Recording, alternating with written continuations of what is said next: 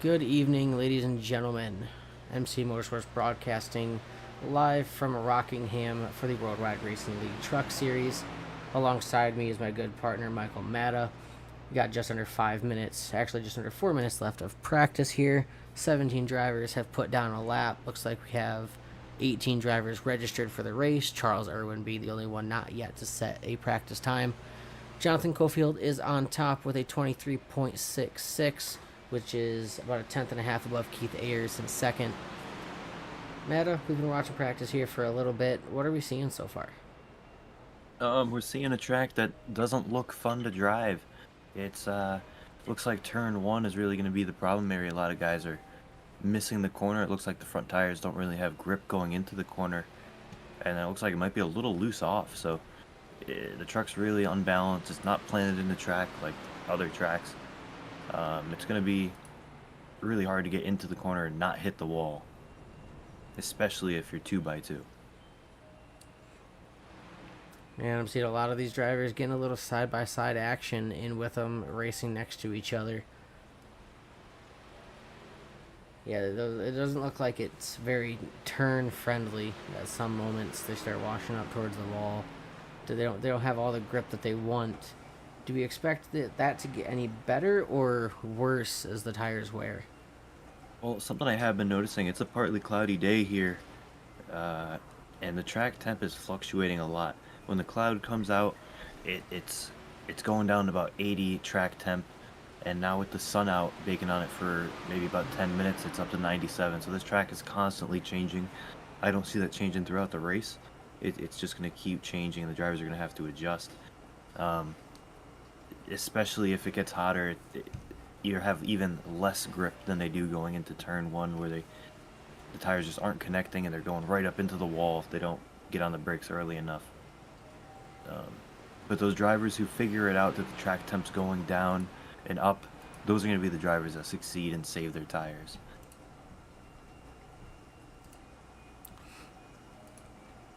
We'll take this time to bring up the points after Bristol last week. Tanner Coster is atop the locked in with a win.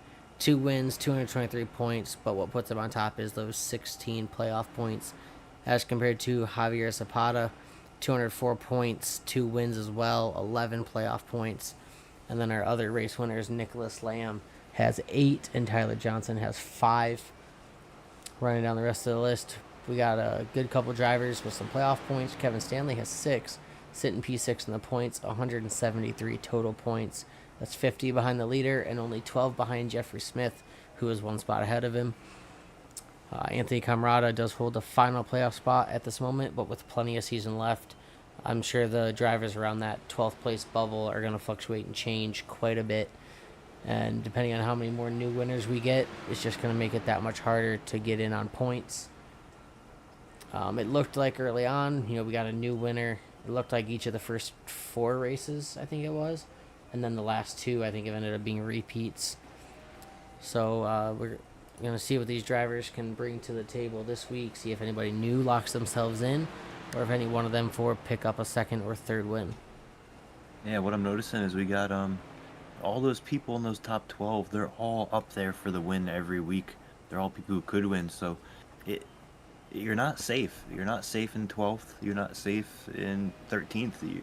The points are still close, so any of these guys can win, so you're not safe anywhere on the board.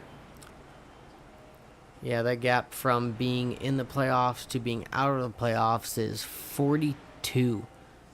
If Lawver had 42 more points, he would be tied for that last, or the first points in spot right there where Jeffrey Smith is. So there's not a lot of gap.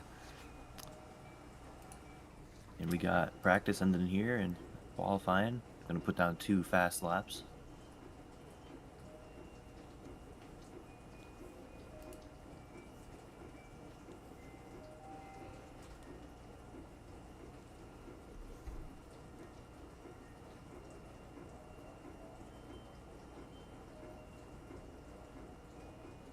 Seeing a couple of drivers going out on track, usually quick Tanner Coster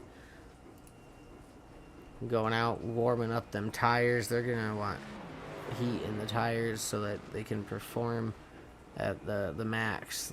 The best time to get a fast lap is in most tracks, lap 2, when you've got some heat. You can get the most speed out of the truck at that point. Yeah, if we watch these guys when they enter the corner, well, Costa here is running the bottom. I saw a lot of guys running the top having success. I wonder if qualifying will be a little different. But yeah, they're gonna enter turn 1, and they're gonna slide up the track. They do it a little bit in turn 3, but it's a lot more exaggerated in turn 1, where they enter in the corner and it slides all the way up the track. It when you're driving, it feels like the tires just are not connected. And right there, you can see him just slide up a little bit. He's playing it cautious here. He's not going for the fastest lap. He's just being safe. Keith Ayers' first lap, 24:09, puts it atop the current drivers. As the speedy in practice, Jonathan Cofield jumps to the top. Coster completes lap 2. Yeah, lap 2 Right was now, slower than the first one. Mark Cofield and Jonathan Father-son duo. Cofield, father-son duo, setting the boards at the top. Jonathan with his lap 2 completion is at 23:72. It appears that Mark has finished both laps as well. And we very well, at this moment, could have a Cofield 1-2 for qualifying. We'll see if any of these... Yeah. We got plenty of drivers left to set times, so any of these drivers could take it. Some of the fast ones haven't even gone out yet. Kevin Stanley, Nicholas Lamb. Some of those guys haven't even gotten a time down. See Javier Zapata breaking up that Cofield front row.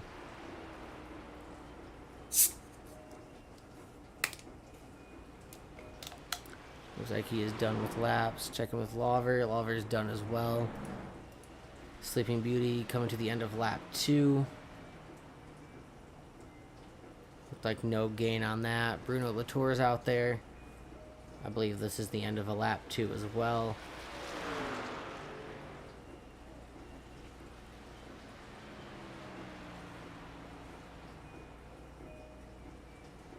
Looks like lap 1 is the fastest here so far.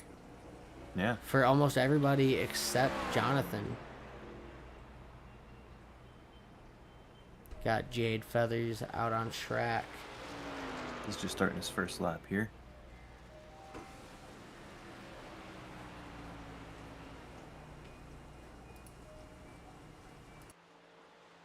Ooh, he gets below the apron there. That's not what you want here.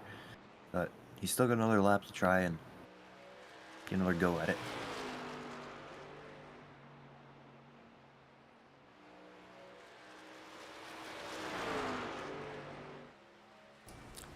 Coming out of turn 4.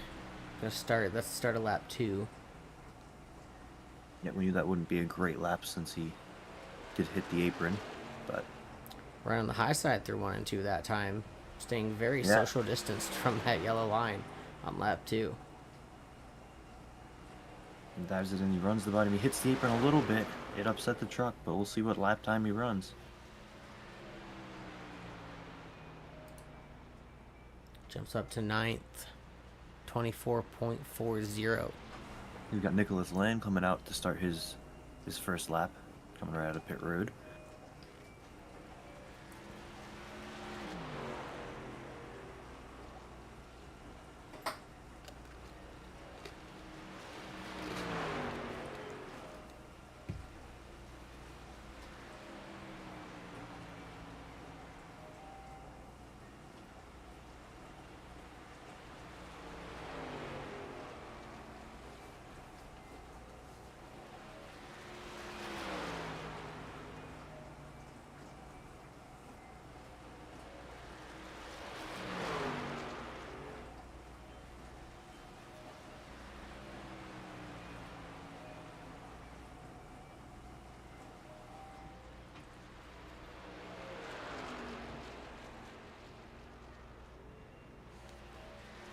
Land with his first laps, it's P8.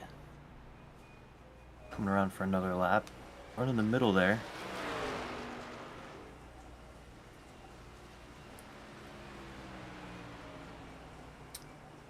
Lamb's And second he'll jump lap. up to 4th. Good enough for P4. Take a look We at do Kevin have Javier. Stanley here. Javier jumps Zapata on. broke up that Cofield front row. Kevin Stanley Jr. lap 1 put down 24.33 and then hit the wall in 1 and 2. So this lap is not only going to be slow, but it's going to be invalidated. Take a look at He was Anthony right up against the Camarada. wall.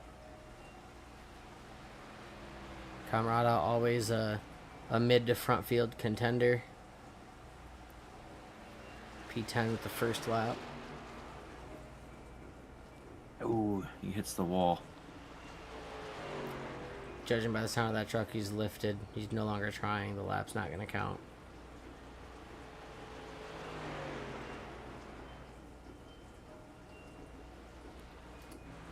See, we got Ryan O'Toole out on track now. Appears to be on the first lap.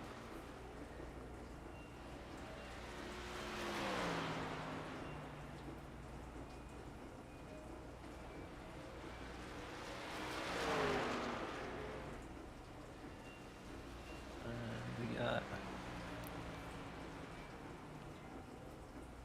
Ryan O'Toole. He's just putting down some practice laps now. He's already gotten his lap in for qualifying.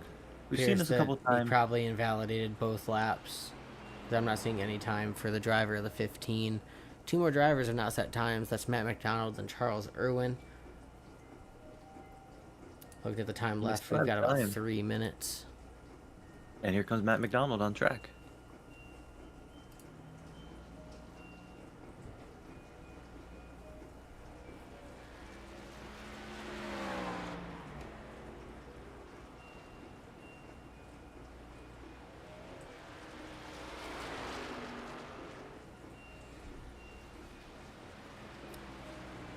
Starting lap 1 here. We'll see what he's got. It has appeared for every single driver that lap 1's the quick one.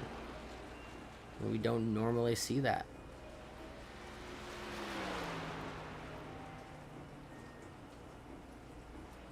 The tire is the track scrubbing off that much tire in one full push lap that you just can't be quicker on the second.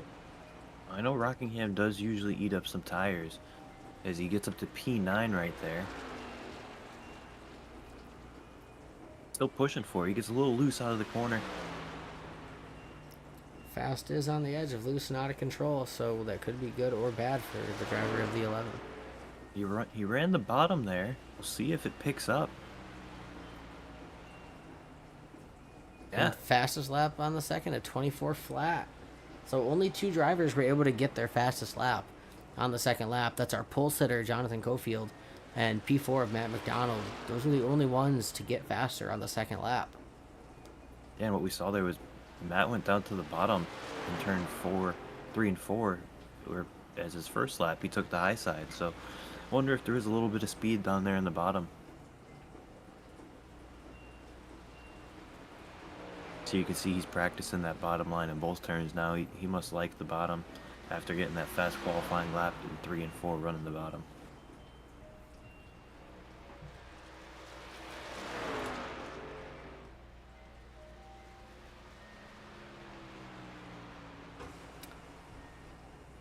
Well, let's try and get our pole sitter up here in the booth. It doesn't appear that Irwin is going to set a lap. Still has not gone out, and I'm seeing 40 seconds left. So we'll try and get our pole sitter, Jonathan Cofield, up here in the booth for a quick little chat. Coming from Bandits Motorsports in a team with Mark Cofield, father-son combo there. I believe they said that Mark is the father of the 2. Let's find our little chat here. There's so many to choose from. Bear with me. Jonathan, it is another Jonathan and Michael up in the booth. Got a copy? Yes, sir. How y'all doing?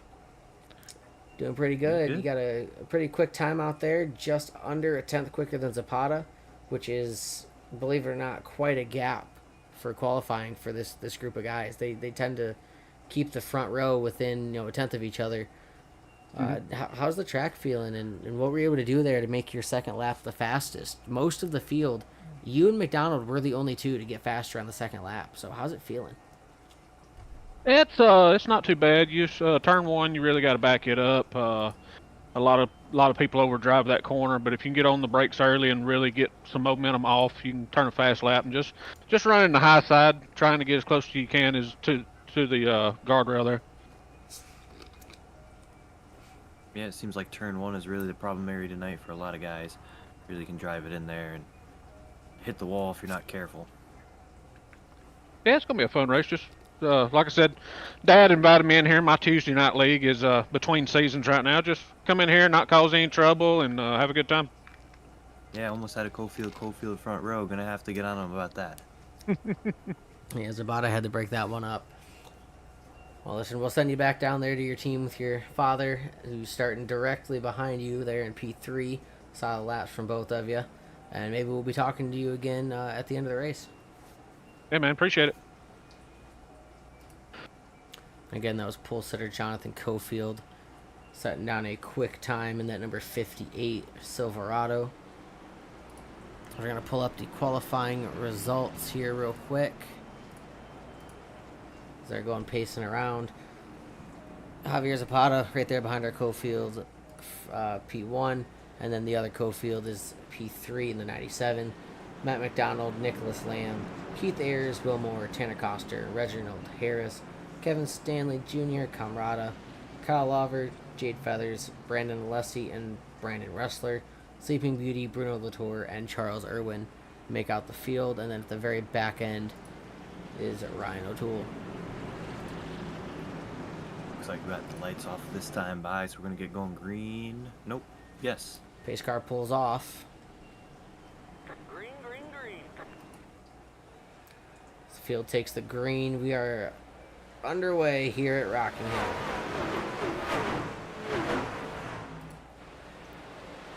Yeah, and Jonathan Cofield gets a good jump out there. Javier Zapata's right behind him though.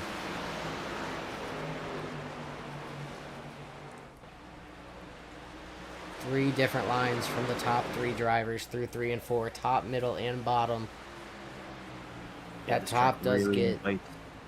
really invites multi-lane driving. Like even in this corner, you can see 3 different lines. It's a lot of different lines. If you can hit it just right, that top line is going to always have the momentum off.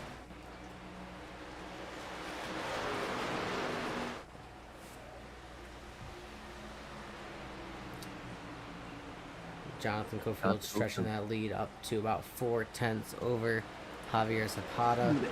8-5 in the wall, a little bit right in turn 1, but they keep going. He took the words right out of my mouth with Jonathan Cofield. He pulled out, but here we go again. We got Zapata backing up a little bit to Mark Cofield.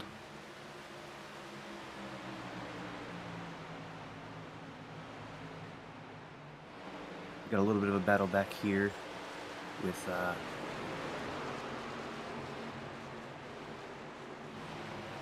Keith Ayers and Matt McDonald.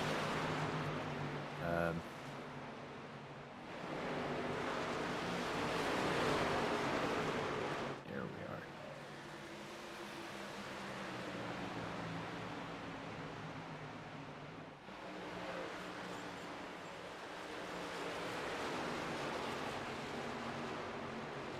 There we are. Anthony Camrata is back there. He's starting to fall back. You started in P11, back to 15th. Move up here to Charles Irwin.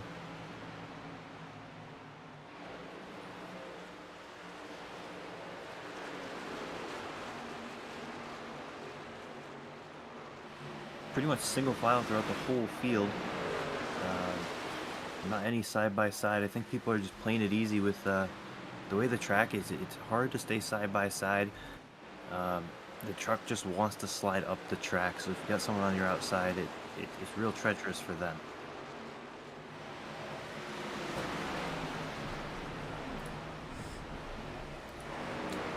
Cofield stretching that gap out to almost a second now.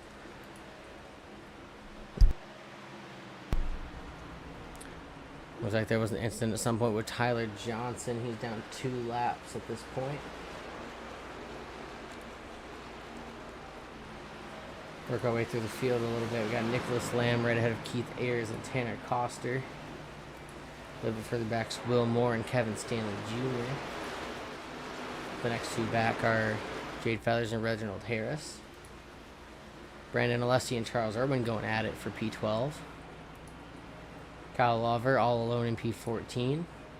Camarada and Bruno Latour side by side through 1 and 2 for P15. And then you have Brandon Wrestler, Sleeping Beauty, and Ryan O'Toole in a three-way for P17. And then Tyler Johnson back there is 2 laps down, back out on track. Yeah, and something to bring up, the fuel run's going to be about 60 laps, so it's a long one tonight for fuel run. 60 laps is no joke here, especially with how tough the track is to drive.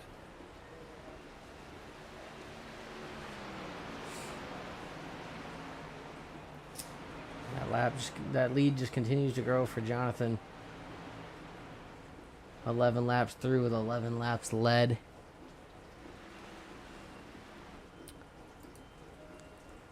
A little bit of a gap between P2 and P3. We got a truck down pit road. Kevin Stanley Jr. bringing that machine down a little bit early here.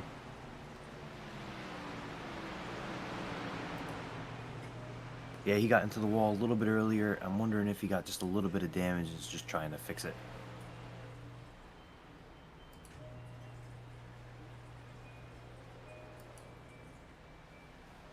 What he could be doing is, he's been down there a little bit. What you could do is pit now, if you don't think there's going to be a caution. Take tires, or just take fuel, do a quick stop, because you can't make this on one stop without a caution. So he could be getting that quick stop out of the way early. Back out on track. That is about 2 laps down. It's looking like you're going to lose about 2 laps on pit road here. Both the 6 and the 5 lost 2 laps on their trips to pit road.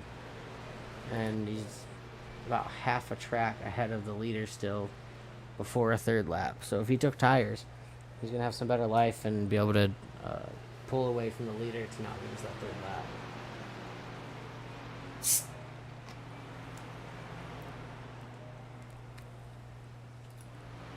We've got some passes being made. 79. Wrestler's on his way to pit road. He's missing his left front. Left Something front happened with him. severely damaged on that truck.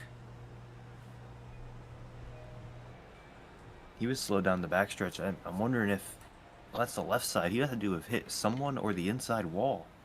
That left rear's crinkled in a little bit as well.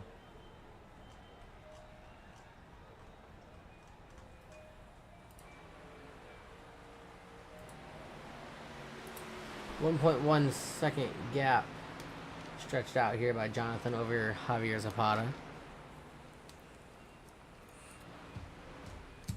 I believe at this point in the season, if you started today and make every race till the playoffs, you are eligible. If you started last week, like an example Bruno Latour did, you have 1 race to the end that you can miss and still be eligible. It's 2/3 of the regular season to still be eligible. So we'll see how many of the races that Jonathan Cofield makes from here on out. 1 more miss, ineligible. Bruno Latour has 2 of those misses left. 1 more is allowed. The next one would make him ineligible. He went to the wall. Bruno hit the wall a little bit on corner exit, and he lost all momentum. He was 13th. Still is in 13th, but he lost a lot of momentum. Wrestler is down pit road again. Is it a second time for Wrestler down pit road? Yep, he just left, so I'm wondering if he tried to fix some of it, and that wheel has a lot of damage, and his wheel's not straight, something like that. It's not his pit box. Who stopped way back and took a good amount of time to get going again. Looks like tires are going on this time. See that truck getting jacked up. And it looks like we got a good battle for 4th and 5th heating up. You see Tanner Coster following close behind Nicholas Lamb and Matt McDonald.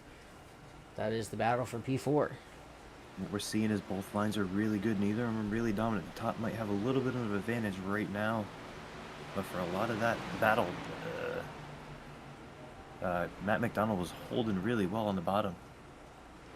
And what'll happen is running the bottom here, you can save a little more tires. So we'll see if Matt McDonald can pull back up to Cofield or Nicholas Lamb.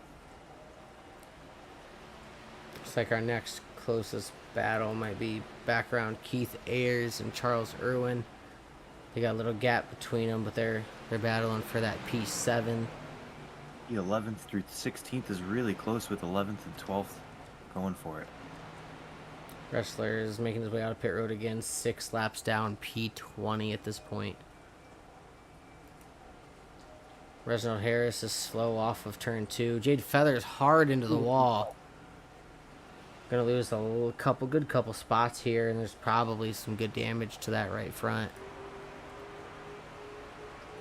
See a little bit of crinkling on that right front. Was if you even tap the wall, you're gonna have right front damage. The walls are not forgiving here. It's really a bad angle when you get up and hit the wall at this track. See the 113 falling back.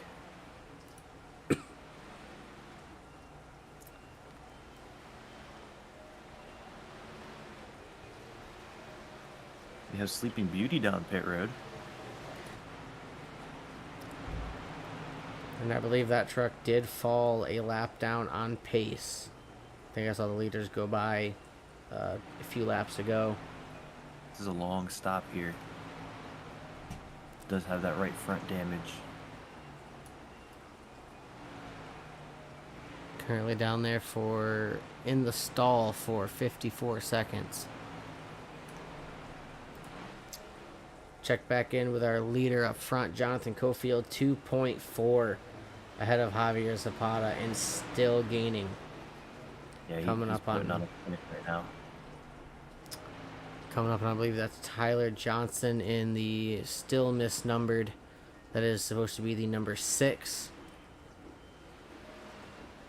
If you squint, it's a 6. It's close enough. Yeah, if you're having a little bit of fun on a Tuesday night and you got a little bit of fun juice in the system, I bet that looks like a 6. It looks like Tanner Coster's gotten around both Nicholas Lamb and Matt McDonald as Nicholas Lamb hits the wall, and it's going to give the 11 a run. So we can see our second and third place cars, Zapata and Cofield, still staying, roughly half a second separated. These laps continue to wind down. We're through 28. Got a little under 100 remaining.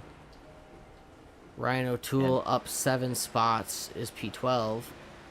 And Charles Irwin up 11 spots into P7. Yeah, it's a great start for him. But something to remember, we're not even halfway through this first run if they're going to run it dry. They still got 32 laps to go on these tires.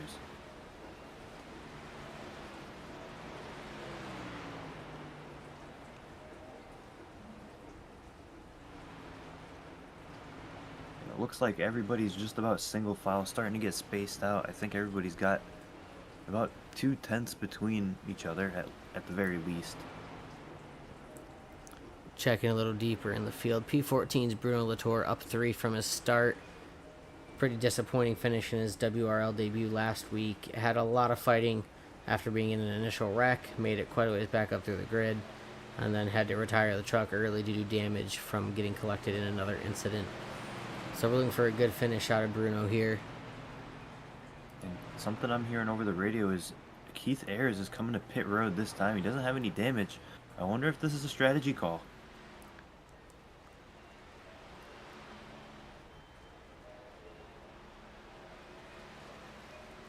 Good job slowing it down. Maybe a little too early.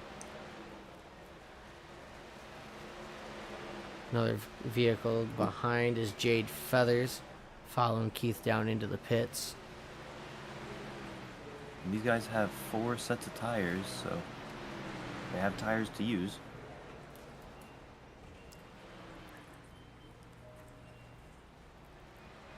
And as we check back in again with Jonathan Cofield, if Tyler Johnson took any tires when he went down pit road, which was extremely early, I think it was in the first couple laps, so I doubt he took tires.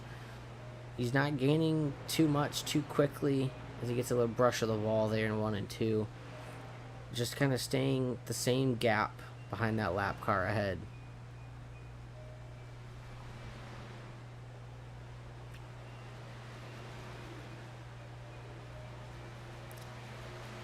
And something that we're seeing now, this traffic he's coming up to is for staying on the lead lap. So these guys are going to fight pretty hard. You see the 113 getting the wall a little bit, going to let him by.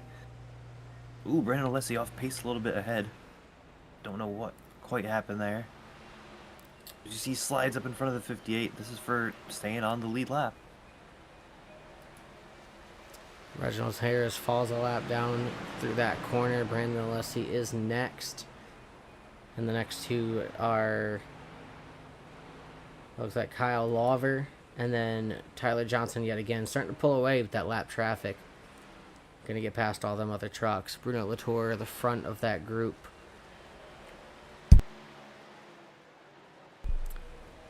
Yeah, and Cofield is about, I'd say, a corner ahead of the guys behind him, so he can really take his time with this lap traffic, really be methodical about it. He can lose a little bit of time and not have to worry. And Bruno hit the wall a little bit there, very close to hitting our leader.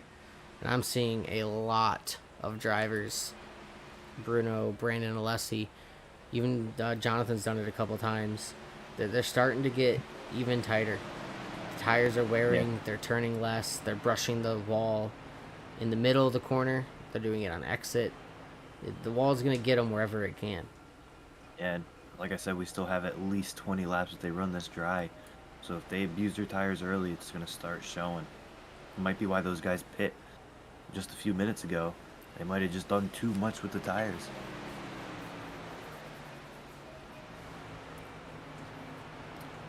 With the pace of that leader and how long pit stops are taking, I almost don't want to be lapped on pace, because you'll end up, 3-ish laps down compared to the guys who went earlier still on the lead lap. They only lost 2. And what I'm seeing right now with Keith Ayers, one of those cars that pit 5 laps in on these tires, he's a second quicker than the leader right now. So this could be just a strategy call to try and, I don't want to call it a short pit, but just gain time. Because if this does run green, like I said, you can't do this on one stop unless you're saving fuel, which is possible, but it's going to be about 2 or 3 laps a run.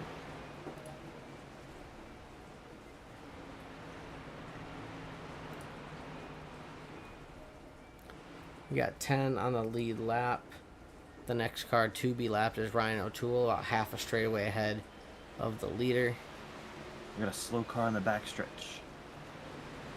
Looks like Bruno Latour. Don't see any damage. He might just be pitting.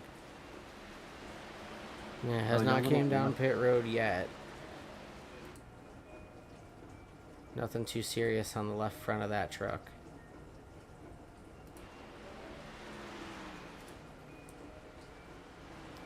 Other lead lap cars, Tanner Coster making his way through lap traffic. In the back, he's in the wall. Something's wrong with it. Looked like he was slow on the back stretch, and entering 3 and 4, he hit the wall again, but not really any damage on the truck.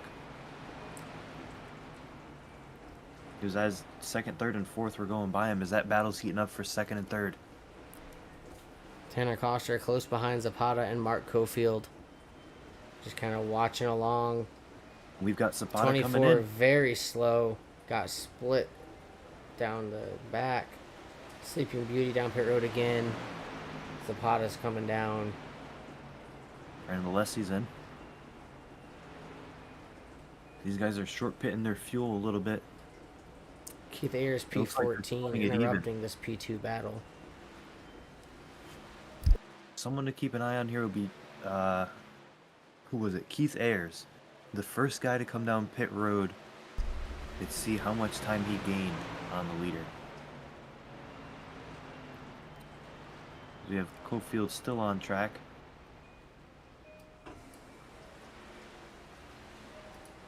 Still running pretty good laps.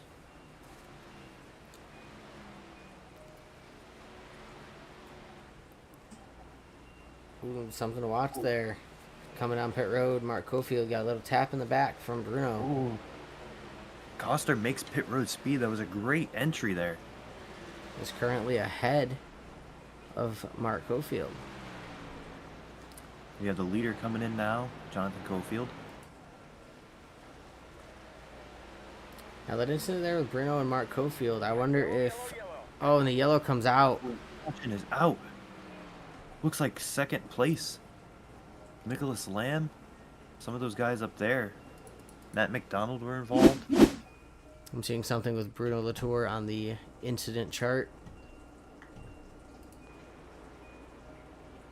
Loose off of 2. Right front into the wall. Just Matt nowhere for him to McDonald come. trying to avoid it. Couldn't get anywhere. Oh, 2 trucks that had nowhere to go. what? Rewind that back a little bit.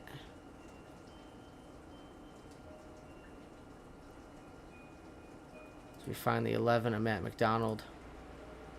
Sees him going back up the track. Goes left. Yeah.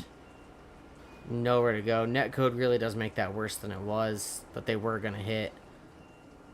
And then that's the 91 of Lawver. And those Let's guys get are a both cockpit having cam. really good days. Get a cockpit cam out of Lawver here.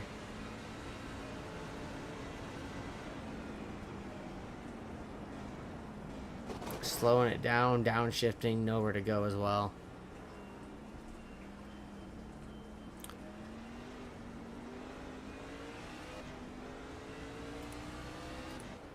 We head back live. Jonathan Cofield was just entering pit road as that happened. Is currently P2. Nicholas Lamb yet to pit. Jonathan will take the lead back over if Lamb chooses to do so here. I think he could still go about 15 laps, but it's not really worth it. He's going to lose it with, like I said, a second faster. So Now the confusing thing here, no it is not, never mind, Tanner Coster. So Coster appears to be the highest lead lap car.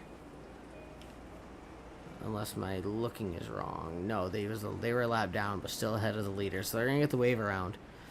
So again, there were 2 cars there that were in front of Nicholas Lamb that would have got the wave around with them if they stayed out, but they came down pit road in front of Lamb, and so they're not going to get their wave around. well, what we only have 7 cars on a lead lap, so there is a battle from 7th place to 13th. That's all for position on a different lap than the leaders. So that battle for the lucky dog's really going to be heated back there. So if you take tires now just to try and get back on the lead lap, and you already pit, it is an option to guarantee that lucky dog. You'll just be down a set of tires.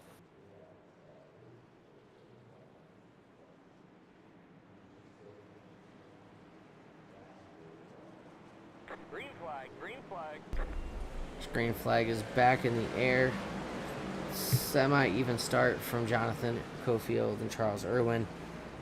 Jonathan taking the low side into the corner and drifting up for the exit. Ryan O'Toole into the wall. He's going to lose all those spots he had. Still in the wall. Staying out of everybody's way. Keep rolling. They're going to spin the 5, gets spun, and he's going to spin in front of the field. Still no cautions out.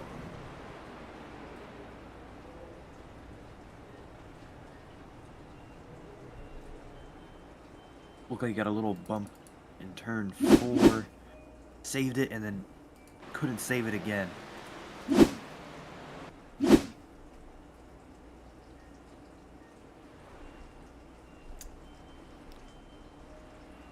little bit of technical difficulties pulling this one back up.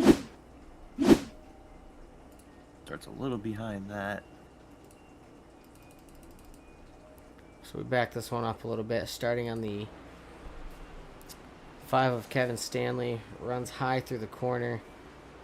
Comes way down in front of Tyler Johnson. So the 5 and the 6 collect, and the 5 just cannot save it. Nobody else collected contact-wise. One other truck ended up through the grass. All trucks escaped without a whole lot of damage. I don't think a lot came from that tap. That's going to give Javier Zapata the lucky dog. As long as he didn't touch anyone, I think he will. That should bring, no matter who gets it there, of them lap down cars, that'll bring 8 back to the lead lap. And that caution came out at such a tricky time that trapped a bunch of cars laps down that wouldn't have been if you gave it about 5 more laps when the front cars came down. Yeah, for those guys, they're just racing those guys on the same lap trying to get that lucky dog. And these quick cautions will help them if we keep getting more, but if not, they're really kind of just stuck there, 8th on back.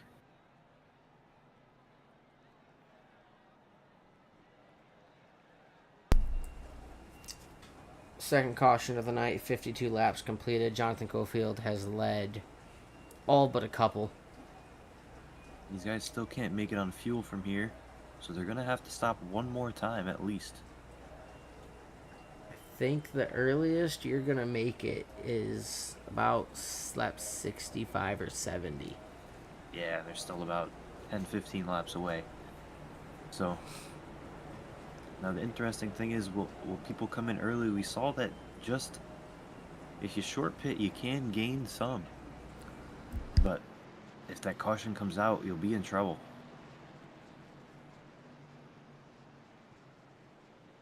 Yeah, with that caution, the early pit not doing as much as Keith Ayers would have liked it to. P11 a lap down. Everywhere from 9th to 13th a lap down. You got 14th to 16th 2 laps down. Alessi's 17th 3 down. Wrestler's still 6 down in P18. Sleeping Beauty's 11 down P19. And Bruno Latour has called it a night. And we were talking earlier, Charles Irwin was up plus 11. Now he's up plus 16 from his starting spot on 6th place. Or 2nd place. First car on that outside row. Going to have to contest with the Jonathan Cofield launch. Did a good job last time. Pace car's down. Green flag, green flag. We can't get going. Not a good launch from the 7. Cofield makes their way down into turn 1.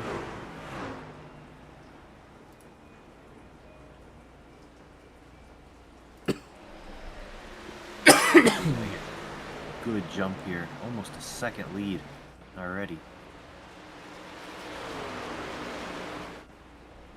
Not that hot of a start right there for Charles Irwin, but is still within 4/10.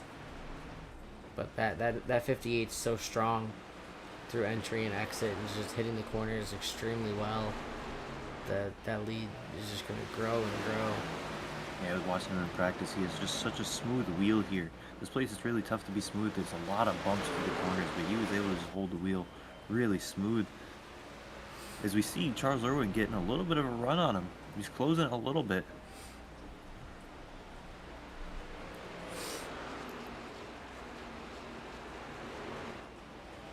Something we did see was Cofield didn't really drop off his times too much. I mean, he did with tire wear, but he was able to hold on good lap times faster in the field for the whole run.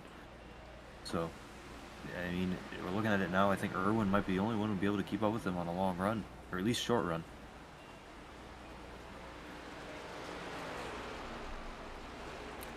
The battle for the Lucky Dog starts with Mark Cofield in P8. Will Moore a little bit back is the next truck a lap down. Keith Ayers just behind that. So right now, if we get any yellow flags, Mark Cofield gets the Lucky Dog. And racing as a lap down car, trying to get the Lucky Dog with this many cars, you get put in an interesting situation. If you're the leader of it and you don't have anyone really behind you challenging, you can save tires, hoping that when you do get the Lucky Dog, you won't lose too much from not pitting. On the other hand, if you're near the back of that one lap down, you can save tires again, because you know you're not going to catch those guys ahead of you, and you can try and save enough tires to not pit the next time and hold on to get the lucky dog, the next caution. But if you're in the middle, you're really pushing to try and get back up to Cofield. That gap for the 58 is up to about 7/10. You see Irwin gain about an entire tenth on entry, and then by the end of the straight has lost that tenth again. Yeah, he was able to hold on real early in the run, but Cofield is just so smooth. He's able to just keep the lap times coming. As we see Tanner Almost Coster and 2 Nicholas quicker. Lamb fighting there for 3-4.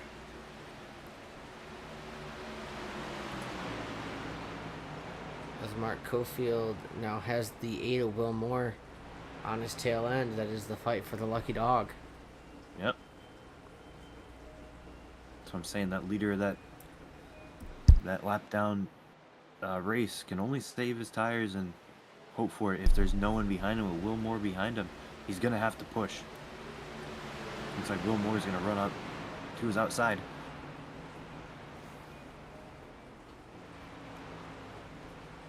Ooh, he gets it, his nose there, but not quite. He does have a little bit of run down the backstretch.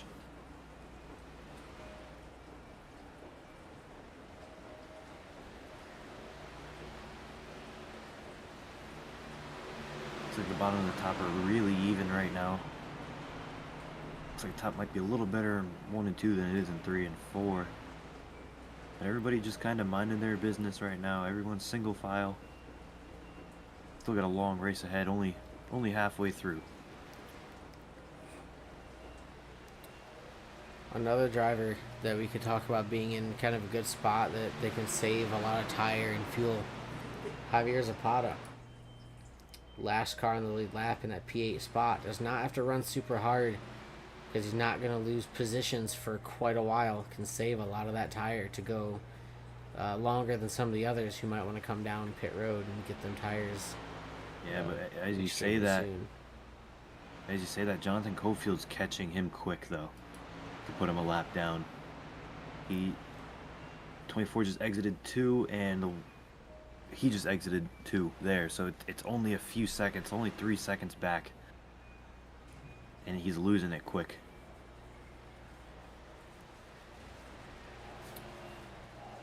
I'd be surprised if Zapata's on the same tires from the end of from when the yellow came out. As the lucky dog coming around, taking the pits would not have affected the position. Got the battle for 3rd and 4th heating up a little bit. Coster and Lamb. We got 2 battles in this shot. Yeah. We had that lucky dog battle, and we got the battle for 3rd. So this is so tough as these guys. You don't want to mess up. It's 2 different races. It's like 2 packs. You got to race next to each other, but you're not racing each other. And what Mark Cofield wants to do is he wants to get around Nicholas Lamb, because that'll put 1 car in between him and the 8. But he just can't get by him because, Nicholas Lamb's trying to get around Coster.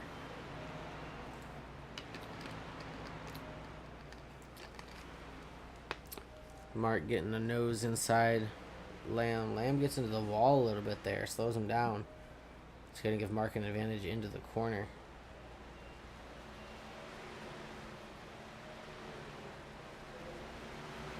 As we stay, the 4 trucks stay exactly where they're at. No gap gaining or decreasing. Ooh, and Lamb into the wall. Hurts his time a lot. And that's going to do exactly what Cofield wants. It puts a truck in between the 2 of them. And Heavy see, it slows checkup down of Will Moore. Lamb off pace on the entry of the corner. It really affected Will Moore's entry speed.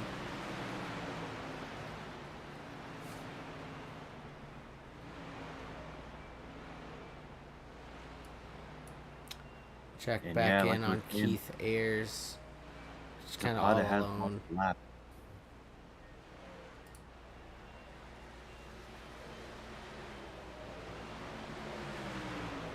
Zapata now working on staying as fast as he can. Zapata currently holds that lucky dog spot, but about half a straightaway before Mark Cofield catches up and takes that spot from him.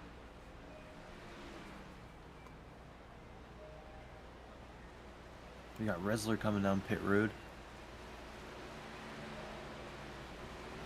Should be scheduled. We did say this is where they might be able to make it on fuel. So he's going to try and short pit here.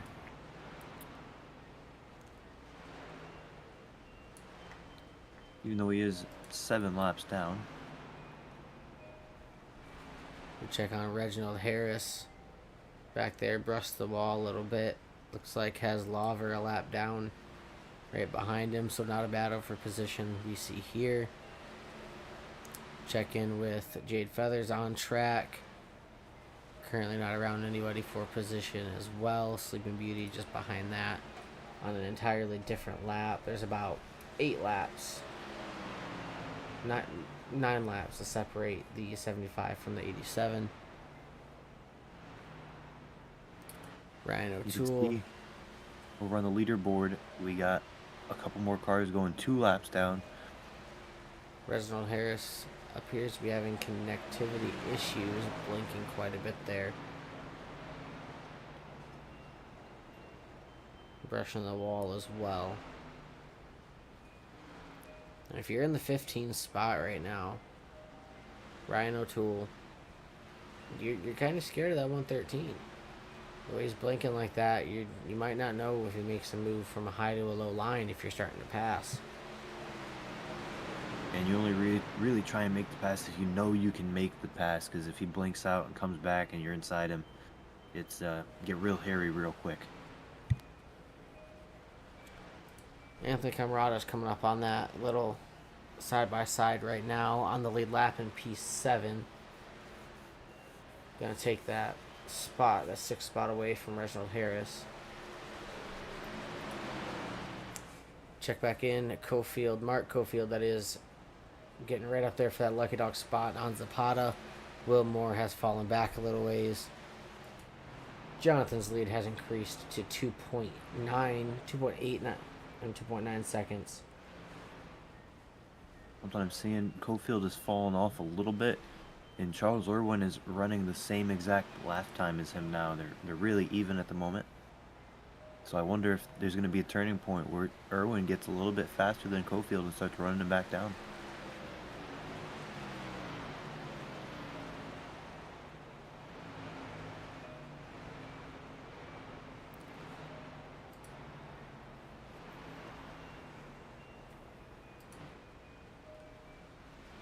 Zapata is fighting really hard for this lucky dog. We thought he was falling off a lot, and Cofield just can't get by him.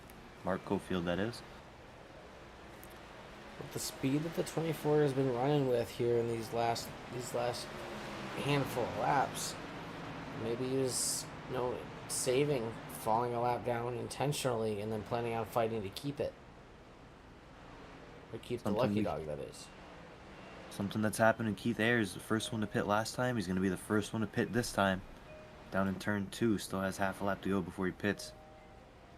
But he's going to try it again, pitting early. Try and, like we know it's going to be about a second faster a lap.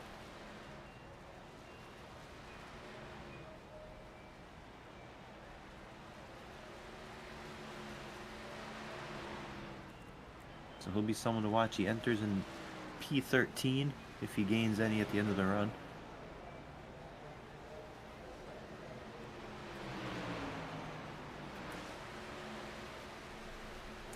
Kevin Stanley Jr. P15 running a lonely race at the moment.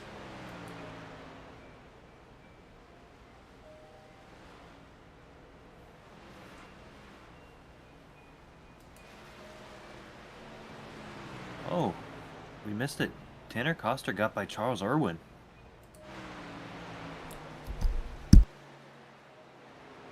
Coster's running really good times. Comparable with Cofield, Charles Irwin has fallen off time-wise. Irwin's last lap about 3 3.5 tenths slower than the first 2.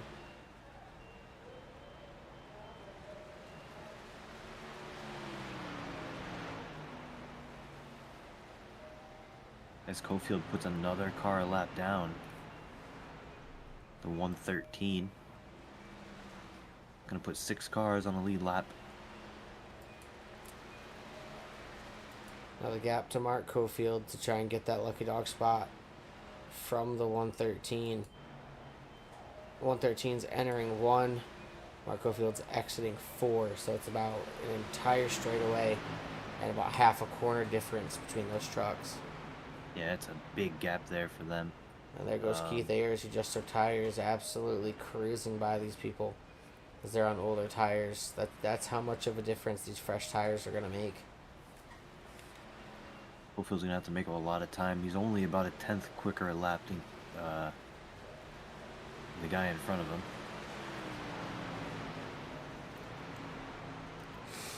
That lead out to 5.3 now for Jonathan over Tanner Coster. Coster's laps are still a 10th slower than the leaders, so I don't expect him to start catching anytime soon. In this single file running we see here, it's really a product of the track. The track, it's a tough technical track where there's not a lot of grip. It's really hard to run side by side, which we saw early on the restart. You can't really run side by side. You gotta go single file and make your passes methodically throughout a run. So going a lap down isn't that bad here, just because there's so many other cars a lap down.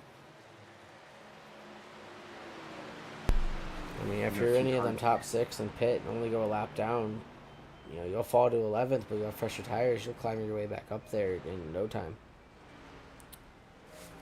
Bunch of drivers coming down now. I see Wrestler came down. Tyler Johnson and Jade Feathers both came down. And for Cofield, Jonathan Cofield, I think his strategy, you're really going to stay out as long as you feel comfortable. He has, how big is his gap? He's got almost a 6-second gap. So he has like about 6 laps as he taps the wall in gap. If it's 1 second difference, he's got about 6 laps to get to pit road after Coster. Keep that tire advantage. With the gap to 58 of Jonathan Cofield has, running it dry and having those tires be as fresh as they can for the closing laps is going to be huge. Could really draw that lead out after the last pit stop. Yeah, especially with him having this much speed. Even if he pits, say, 10 laps later than Coster, he has the speed to run everybody down in this field, anybody he wants to. So he can really run as long as he wants and have those fresh tires later in the race.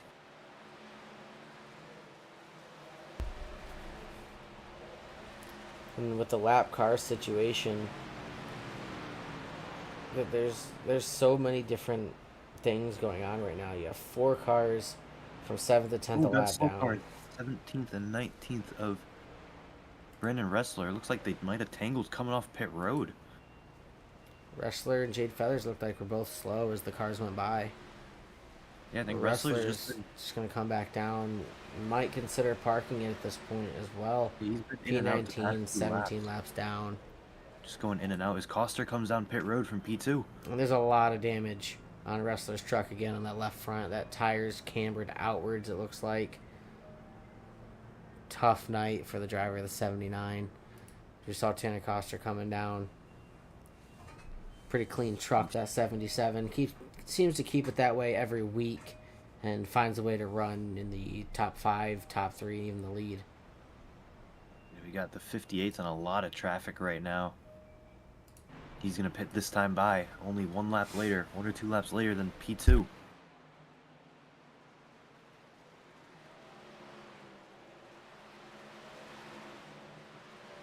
He was really good last time entering pit road. He's a little, not as hard in this time, but still a great stop.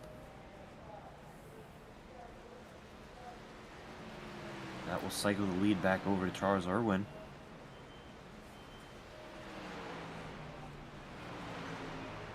Charles Irwin taking over the lead during pit stops is up 17 from the start. Currently the biggest mover. We're down to 5 trucks on the lead lap.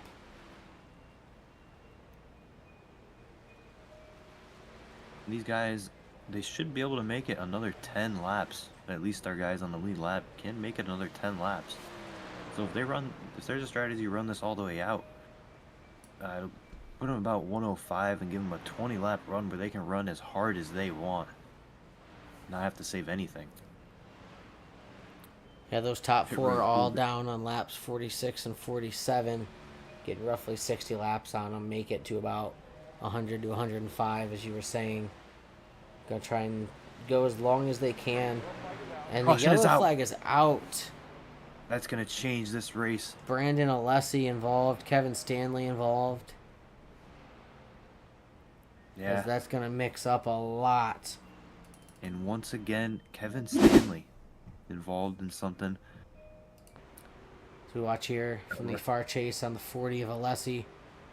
Just does not track up the wall as much as Kevin Stanley probably thought.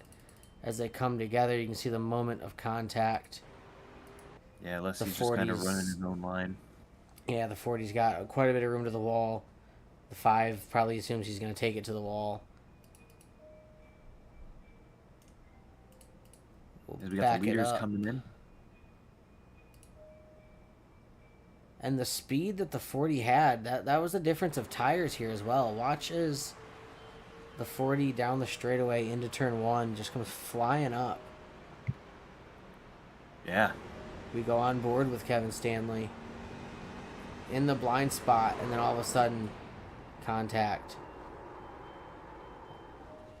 And with those new tires for Alessi, once you enter the corner like that and you're not used to it, you got to track out to the wall a little bit. Give those guys with older tires a little bit more room. You feel like Superman with the new tires, and you feel like you just wrap the line you want. And you can, but you got to just be aware that some of these guys are on the old tires. Now, Jonathan Cofield had just came down pit road. About 4 to 5 laps ago, so not a lot of time on those tires. But that could mean a lot. I mean, we've seen how big of a difference in qualifying just the first and second laps made. And if Jonathan's got a set left, that I assume everybody's gonna have quite a few left. They got 4 extra, was it?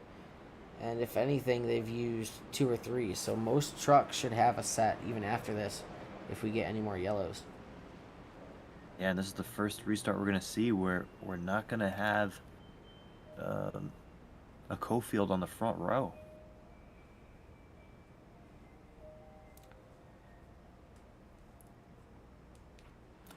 Yeah, a couple lap fresher tires stacked up there in front of Jonathan. Charles Irwin, Nicholas Lamb, Matt McDonald, Anthony Camarada, and then Jonathan Cofield is the 3rd truck on the inside. Looks like Jonathan Cofield ran about 1 or 2 laps on those tires, and then we had Costa run about 2 or 3 on those tires. So it's going to matter a little bit, and we'll see how quick Jonathan Cofield can get back up through, if he even can. Now we got a lot of the field from pit stops still cycling to catch the field. Yeah, we're going As the green pace here. car's coming down, we're going to go green here with a lot of confusion at the back of the field. Oh, and Lamb Plenty doesn't of get trucks going. still catching.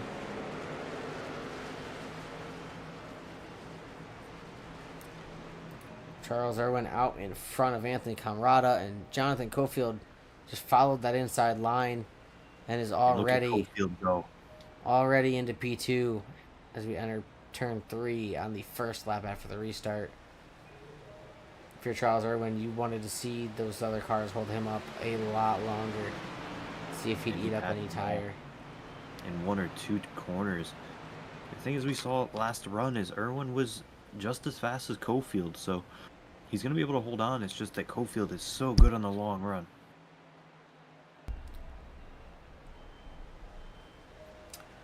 And if there's one thing we know about laps winding down, it's that people are going to start pushing a little harder. We're at 25 to go, so we'll see if we have any incidents. Yellow flag is out. And And there it is. There it is. We got a On yellow the flag. It looks like Ryan O'Toole was involved. Sleeping Beauty. So we back that up quite a ways. Get the far chase from the Sleeping Beauty in the 87. Extremely low on the apron.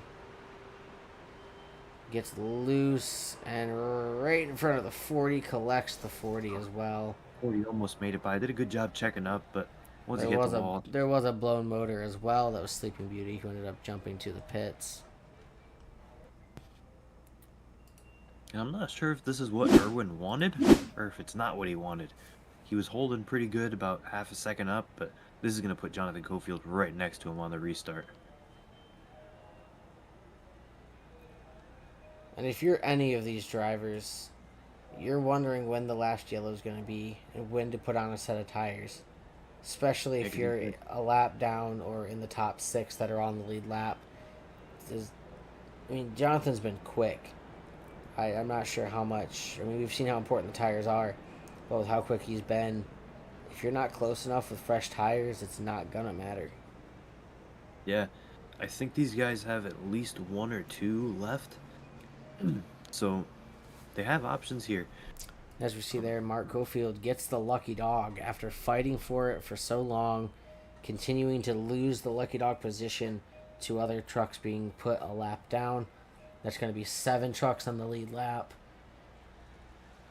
Yeah, and we won't see anybody else go a lap down in this race, I don't think, unless they're way off pace. But that's going to solidify him for at least, well, I don't want to say at least 7th, because we could have more cautions, have more lucky dogs. But for right now, he has at least a 7th place finish. And if I'm Mark and I have 2 sets left at this point, if I do, I would put a set on. If there's only one, hold on to it and pray you get another caution before 15 to go. Yeah, if you're Mark here, if you think you gain a couple spots, go ahead, but he is going to do so. Yeah. Unless he's short on fuel, I would hope tires are going on that 97 machine.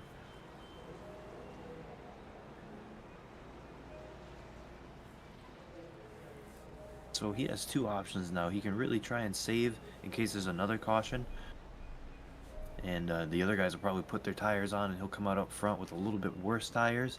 Or he can push and use the tires he's just putting on.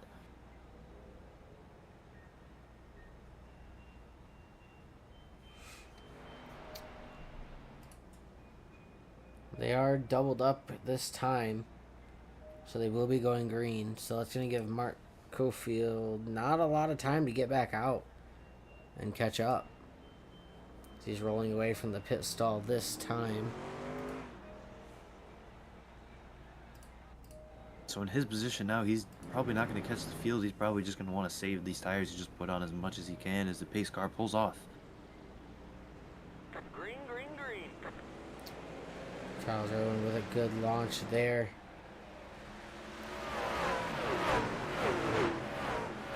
As we see Mark Cofield catching the field with a lot of speed back there.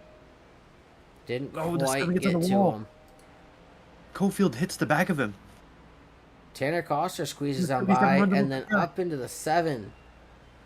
777s are not a jackpot through 3 and 4 as Jonathan's going to contest for the lead with Tanner Coster. And if you're Coster, you're racing your heart off. You know, the 58's loose. Going around. Jonathan's loose, saves it. Down onto the apron. 7 hard into the wall. Caution's out. Oh, and a add-on to damage. Yeah, so that just built up. It started in turn 3 and 4, the corner before, and Cofield just had damage on the front end. I wonder if it just completely changed the handling of the truck. We'll back this up to the exit of 2, the prior lap. Leading Leading the race, tight up the track, smacks the wall, rear end damage, big hit for Jonathan in the front. And entering 1 and 2, the 98 just loses all grip going into the turn, and that's when it really breaks apart.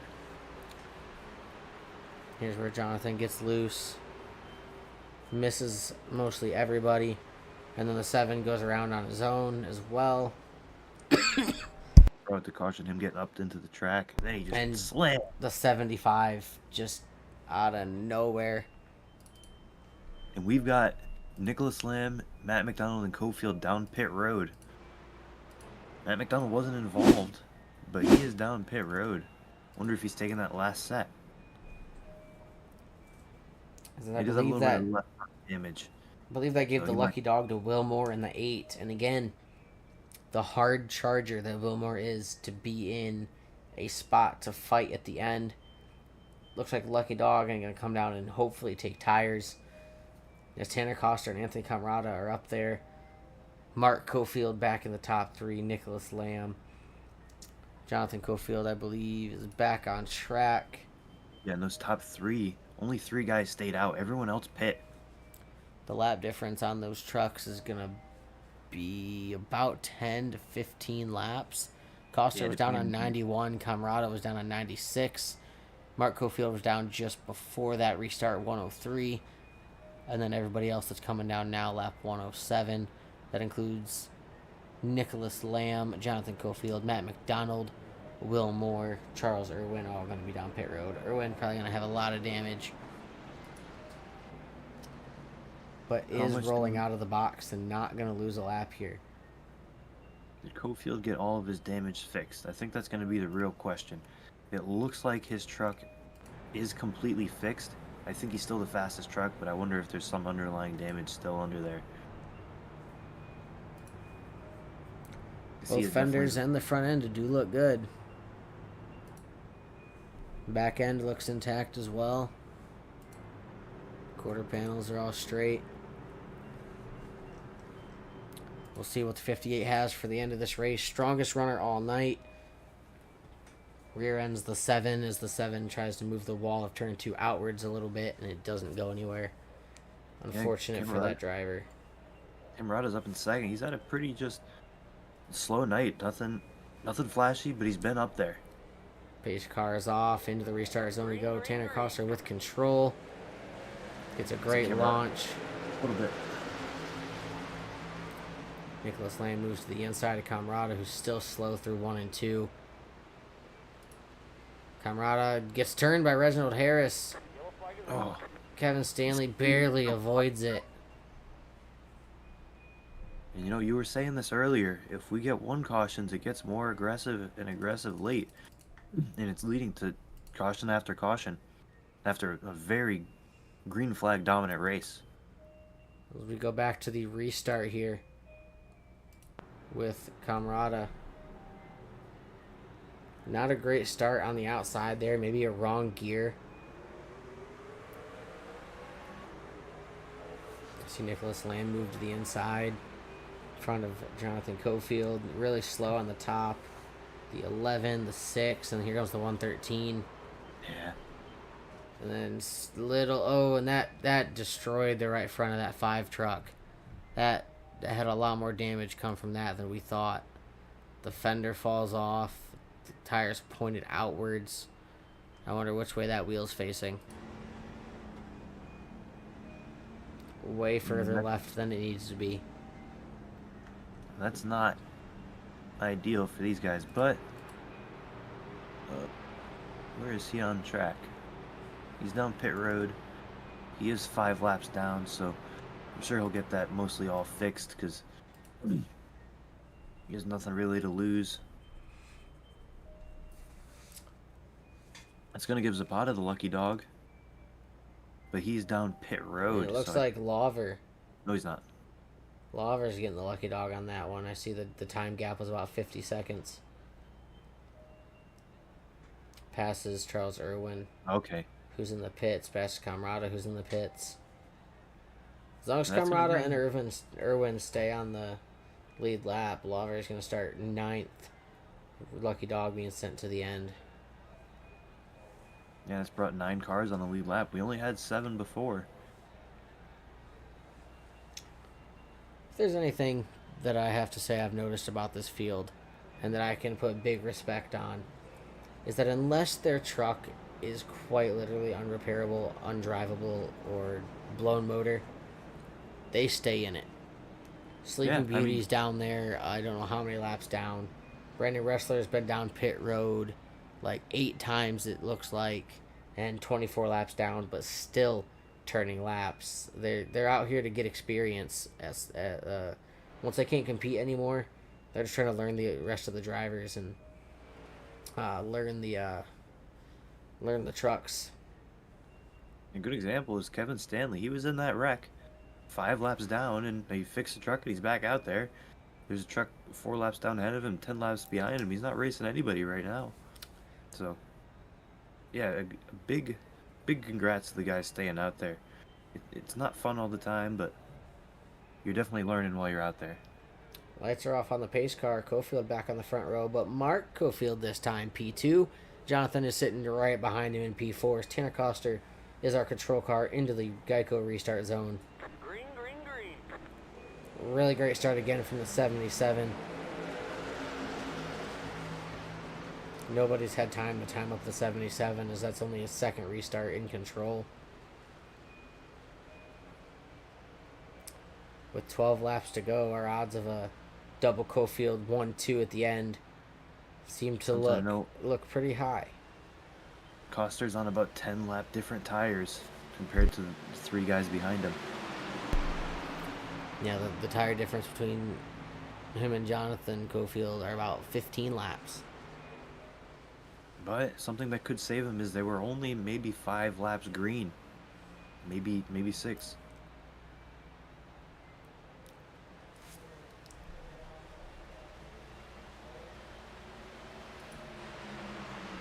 Here comes Jonathan to the inside, down the front stretch into turn 1.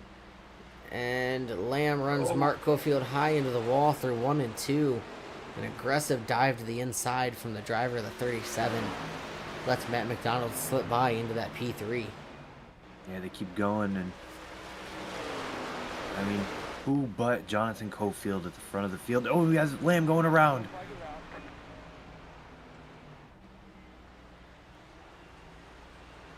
Gonna collect the 17th of airs. So we watch what happens here. Right in the middle of 3 and 4. Truck just gets loose. Tyler Johnson with a tap there. Truck's going everywhere. Keith Ayers right into him and down into the inside wall. An even bigger hit down there. Unfortunate for Ayers. I wonder if that loose had anything to do with the move on Mark Cofield about a half a lap before. Here's that move here. High side run down the front stretch. Gets to the inside of Mark Cofield. And I think just carries too much speed into the corner. Drifts up. I wonder if that damage had anything to do with the looseness off of 4. Mark Cofield entered right in his door, so when Lamb just slipped up a little bit, he collected them both right up into the wall. Piers Zapata gets the lucky dog this time. It's going to put 10 trucks on the lead lap unless anybody fixing damage falls a lap down.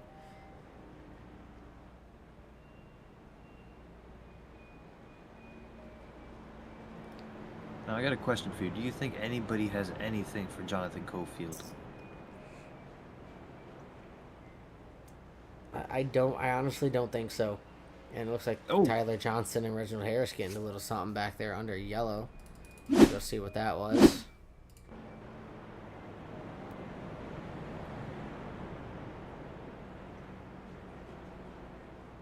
Reginald Harris comes up behind, and Tyler Johnson. Said he accidentally downshifted. Well, there was no contact made anywhere, so we should be good there. Yeah, and if you downshift sometimes, they'll send a bunch of power to the rear tires and just spin it around, as we saw there. If there's anybody that has anything for this 58 right now, it's only going to come from somebody with tires. Like, Camarada came down like 5 laps later, but the green flag lap difference isn't that high. Tanner Coster just came down and has tires P7. But to get to him within 6 laps, we're going to have here, we take the green flag, is going to be the really difficult part. Yeah, and even with that tire advantage, like we were saying, that the laps on the tire might be 25 or whatever, but there's only like 6 or 7 green flag laps on them, if that. with cautions coming out very quick. I mean, Matt McDonald P2 and Wilmore P4 have the same laps, same pit time. Mark Cofield's P3, 5 laps older. Green, green, green. Down in the restart zone, Jonathan with a launch. Father-son duo 1 and 2. Coster's coming with some speed.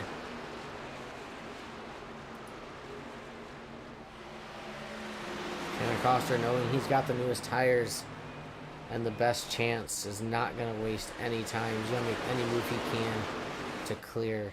Gets past Wilmore there, very tight off of 4. Here comes Camarada down the same. No, he's got about 5 laps older than Coster. Trying to follow him through. Just don't think he has enough time. Matt McDonald, 5 laps newer tires than Cofield. Mark Cofield, that is, trying to get P2. Tanner Coster's worked his way to P4. We're going to have 4 laps to go as we come to the line. Jonathan with an 8/10 lead over Mark.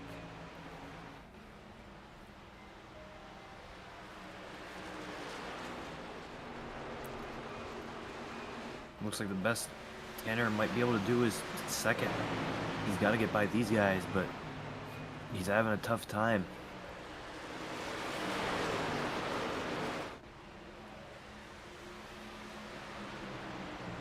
Going to be a 3-car race for second place. At this point, Tanner is probably hoping and praying for a yellow flag to have a chance to compete with the green-white checkered with Jonathan. That gap of Makes 1.5. Coster past Mark Cofield now on the inside of Matt McDonald. Coming to the line. Jonathan's going to take 2 laps to go.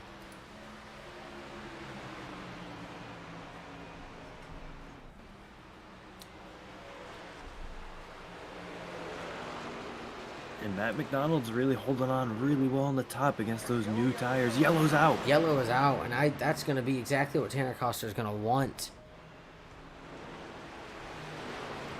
Not sure where exactly the yellow flag came from here. Reginald Harris was involved.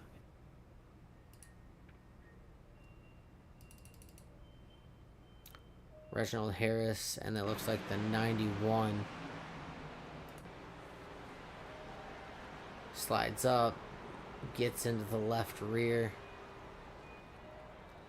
Unfortunately, sends that 91 truck around. And something to know, the 113 was a different lap. So, not really much of a reason to be racing him that hard, but hey, racers are going to race. And if there was a time for that yellow flag to come out, it was before Coster made the pass for P2. He's going to line up directly behind our leader. And hopefully, if he gets a good launch, gets clear of Matt McDonald, that is, it's going to be a shootout here. The lap difference is about 10. The green flag difference, probably 5. And that might not sound like much, but referencing back to qualifying again, how much slower the tires got on the second lap for most of these guys. This could be the difference. The 10 laps of total laps on tires. And Coster was in that wreck, right? One of them? And that's why he came down and took tires and fixed the truck. So, I think he was. I don't believe he was. I believe he was the one that was leading and then started to fall back before the yellow. And since he fell back before the yellow, came down and put tires on it. But I don't think that 77 truck has seen much, if any, contact tonight. And, I mean, if he ends up winning this, even right now, getting a P2 or 3, that's such a net gain. As once again, we can reference our points. Tanner Coster is leading by quite a few points in the stage points category, or playoff points, up 5 over Zapata, who is currently down in the lead lap in P10. Now, can Jonathan Cofield make the playoffs if he makes every race here on out? Yes, as I mentioned earlier, from this point on, if my math is right, from this race on, you have to make every single one starting tonight to make 2/3 of the regular season to qualify. And especially with points being this close, I mean, Cofield is going to need a win. I think that's what it's going to come to if he makes every race.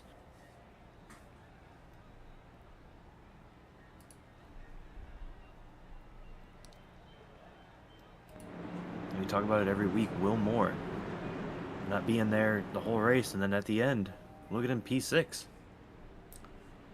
Exactly. As the pace car dips down pit road, Green, green, green. the launch from Jonathan Oh, Cofield has a spinning tires. 77 following. That's Will Moore. Tires and get up in the wall. Slow against the outside wall Side back by there. side for the lead. Tanner Coster Coster on the really inside of high. Jonathan Cofield.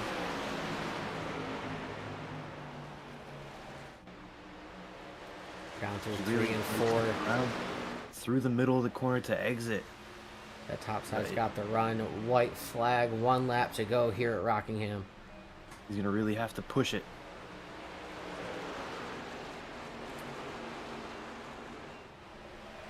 We head down the back stretch through 3 and 4 for the final time. The gap about 2/10. Jonathan running the top side. Coster through the middle. Not going to have enough. Jonathan Cofield is your winner. Tanner Coster P2. And those cautions and new tires really gave us something to watch right there. That the finish wasn't as close as we thought it might have been, but the excitement was right there. As our pole sitter leads obviously the most amount of laps and comes home P1.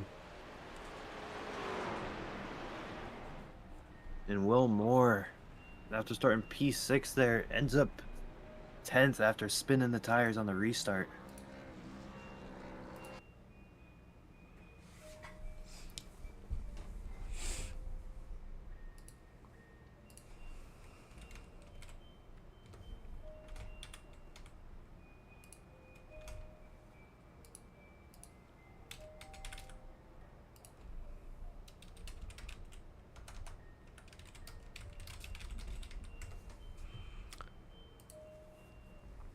What a stellar performance in the WRL debut. Jonathan Cofield joining Father Mark in the truck series here tonight, as another league that he runs is between seasons. Leading the most laps, getting the pole, and winning the race. We're going to try and get our top 3 into the booth. As we look down the field, the biggest mover, Charles Irwin, up 10 from the start in P8. Tyler Johnson was also up 9 into P11. If there's anybody extra we want to talk to, it's got to be, Sleeping Beauty there. That the ability to just stay in the race, all Yeah. them laps down. 44 laps down.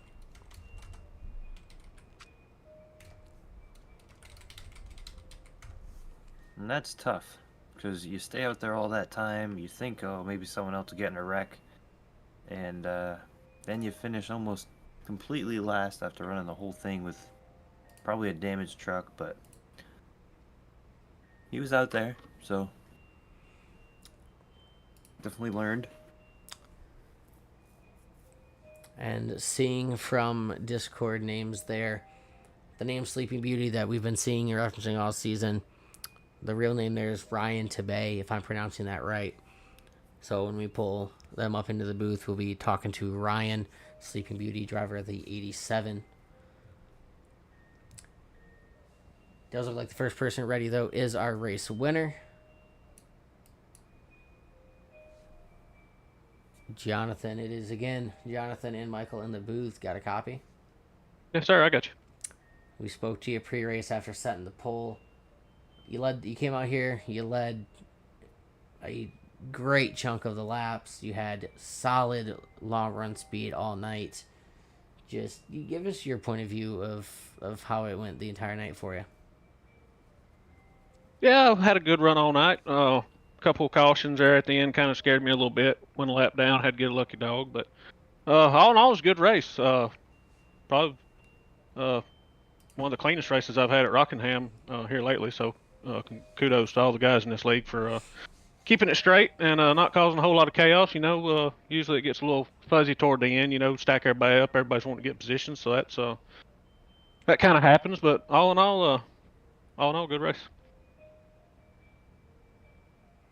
Yeah, we were seeing it there at the end. Is cautions breed cautions. Some of them lead lap and lap down drivers were trying to fight for lucky dog if another yellow came out, and trying to fight to get to the front as the laps ticked down. Tanner Coster had something for you there. He got an extremely well timed caution before he got to P2. He's P3, lined up behind you for the restart. About 10 lap newer tires, even though they weren't a lot of green flag laps, they were still newer. The fight with him was great there at the end. Yeah, I had a lot of fun right there at the end. I told him he scared me a little bit right there because I knew he still had a set left. And when he was the only one to pit, I was like, well, he's gonna have to come back from 7th or 8th. But got a couple cautions and he passed a few cars and was able to restart with me right there. But I got a good restart and was able to get to the outside and here, in the closing laps, you just want to run on the high side, keep that momentum, so can't nobody get up under you. So yeah, kudos to him though. Strategy worked out pretty good for him. Yeah, so I think if we're doing our math right, you are locked into the playoffs as you make the rest of the races. Do you plan on making the rest, or are you just showing up here and there? Yeah, I'm probably just showing up here and there. Dad invited me over here, so I love Rockingham. I probably ain't raced here in a while, so just wanted to jump on and have some clean racing, man. Not be bored sitting in the house.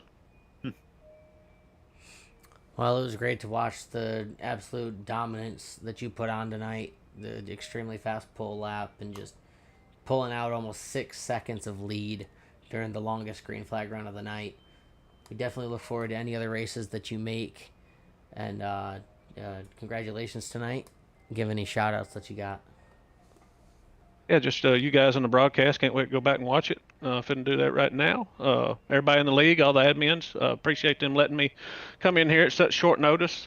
Made a couple messages today to be able to get in here with you guys. The top three and the whole field really done an awesome job all night.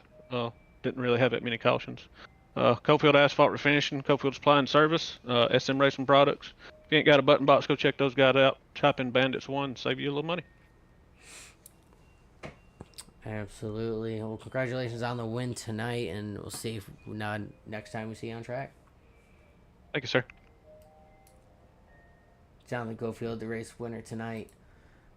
We're going to try and get Tanner Coster here, our P2 finisher.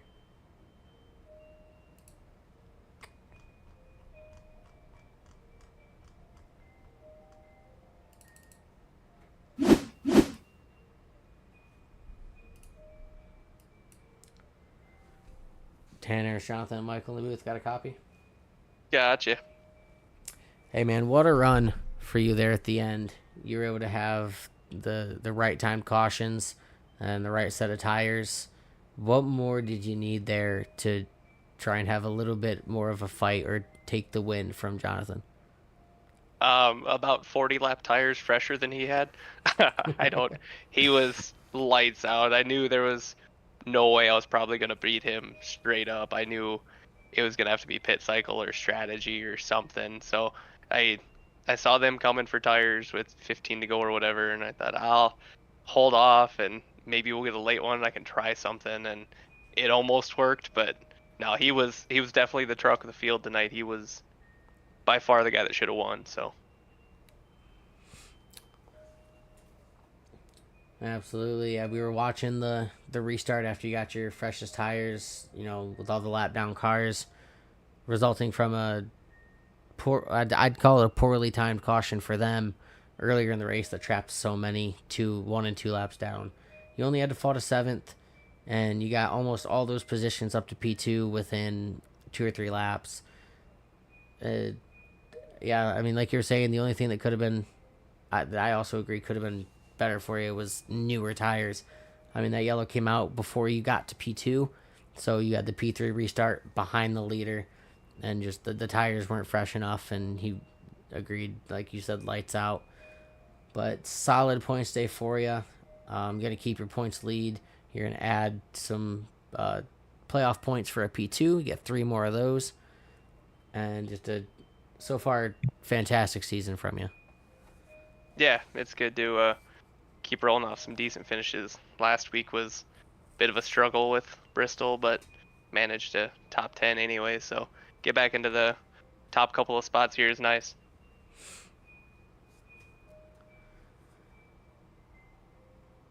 Alrighty, well, P2, solid points day for you. I'm not sure exactly if there's a regular season points bonus for playoff points, if you get any extra for leading the points, but you are most definitely doing that currently. So we'll see if that earns you any bonus playoff points at regular season's end. And I sure hope so.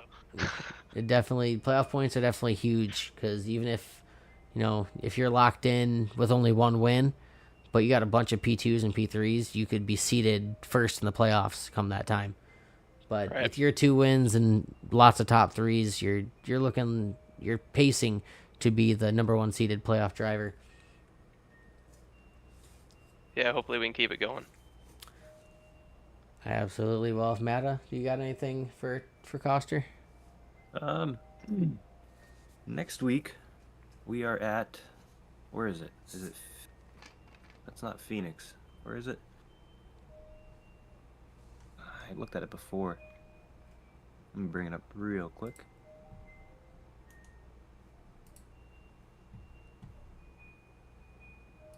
To be at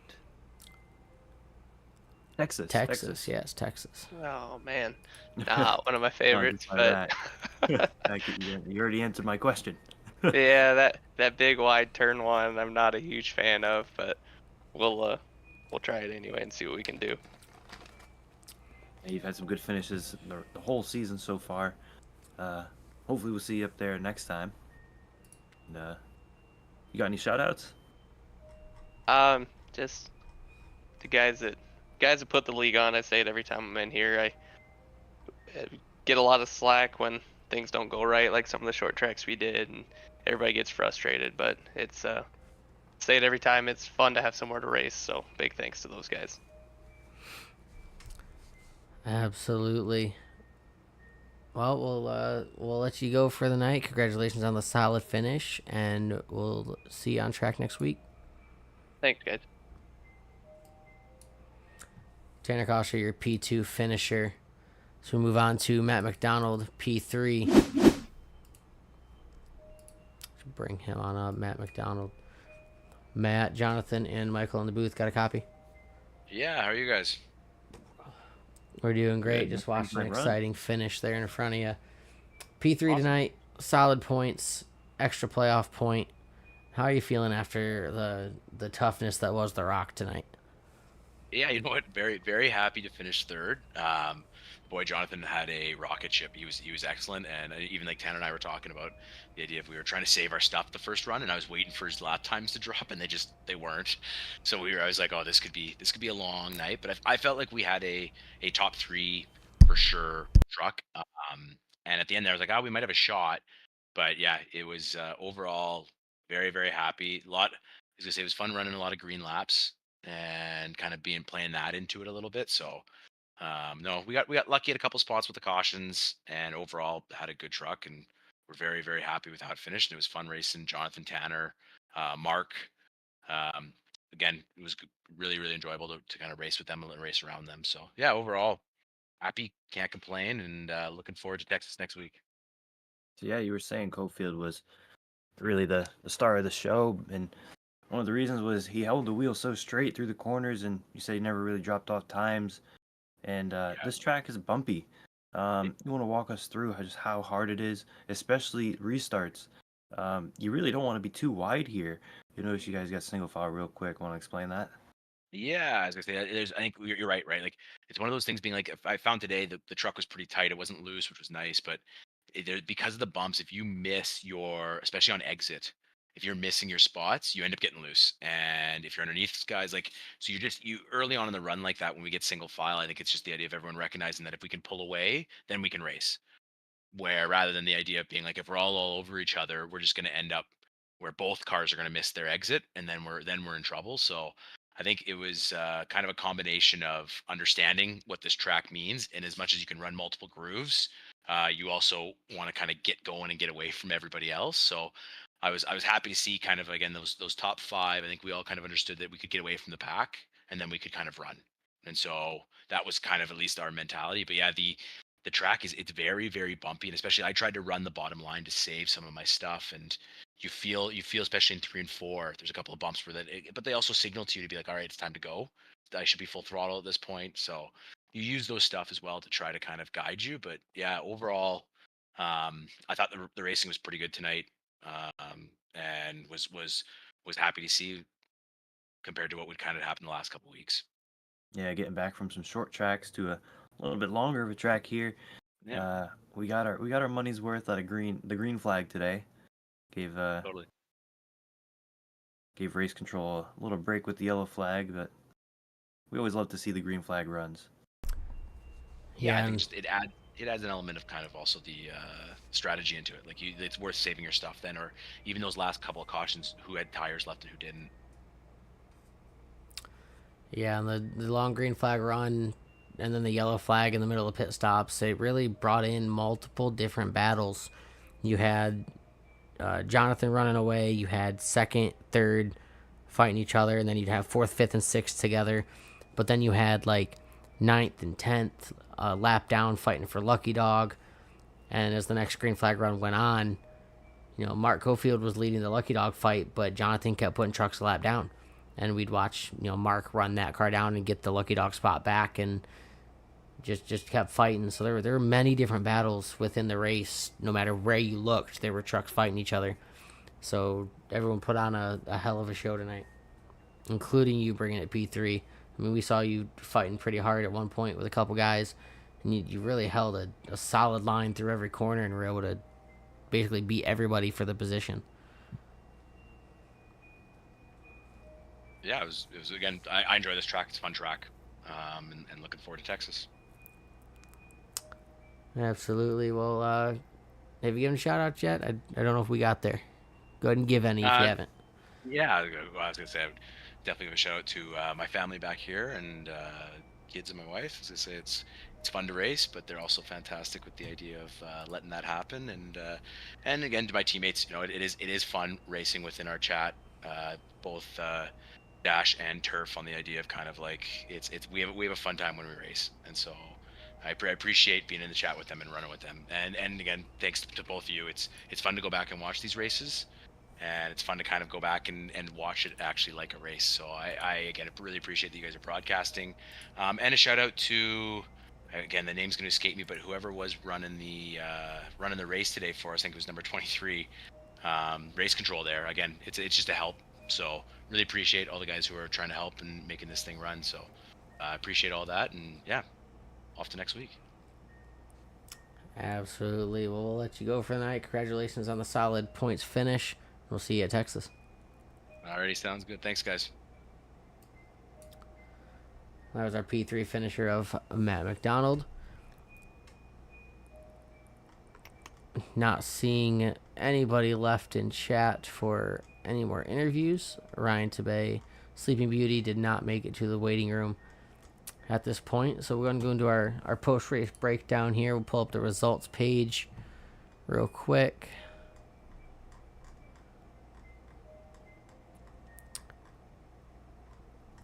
If I can get it to do what I would like.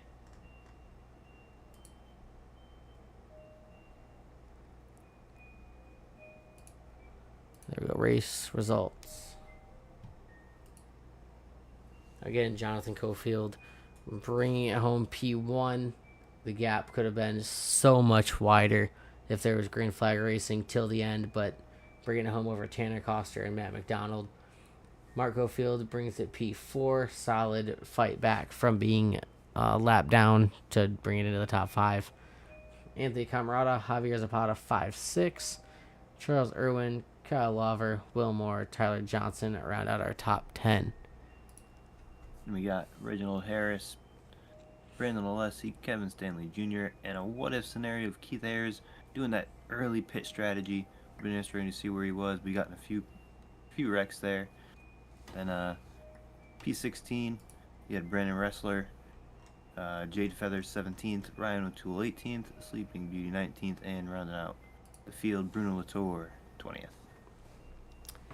And again, just big props to everybody, specifically like 50, like Keith Ayers on back down to Sleeping Beauty, 13, 24, 28, 37, even 44 laps down, but continuing to fix any damage that they might get and just turn laps. Just get practice, get the feel of the truck, get the feel of the other drivers. I know a lot of people that would have parked it after being 13 laps down, but if Keith would have parked it at any point, he would have fallen all the way to 19th since everybody else stayed in. And with the way points have been, I mean, staying in it is going to be huge. Yeah, going forward, we got Texas, which is a little bit like this, a lot more smooth, a lot more easy on the truck. So I wouldn't be surprised if we saw another long green flag run. I mean, this is a tough track, and they did a great job early on keeping it green, and Texas could be a lot more of the same. I'm definitely looking forward to it. We got Texas next week, and then the week following starts the Dash for Cash races at Kansas. We'll have a graphic made for either next week or for Kansas showing the 8 drivers that made it following the top 8 at Bristol last week. And again, they got 3 races. Looks like every 3 weeks they'll have one Dash for Cash race, 2 regular races, and then another. Again, those are Kansas, Nashville Superspeedway, and Lime Rock, an interesting road course for the trucks. And we're far enough into the season that the chemistry's starting to build, and these guys are really they're hitting the grind time on the season. It's nice. They're right in the middle of it, and it's time to really buckle down and get your points if you don't think you can win. And again, the points are going to be ever so huge as this winds down. I mean, we saw another new winner here. He has stated that he's not going to make every race here to the end to lock into the playoffs. So points graphic will not show that. But plenty of other drivers, I think everybody so far has made every single race except maybe one. I mean, we saw Bruno Latour come in late. He made the start today, didn't finish, but it does count. So, it's going to be important to get every finishing position you can.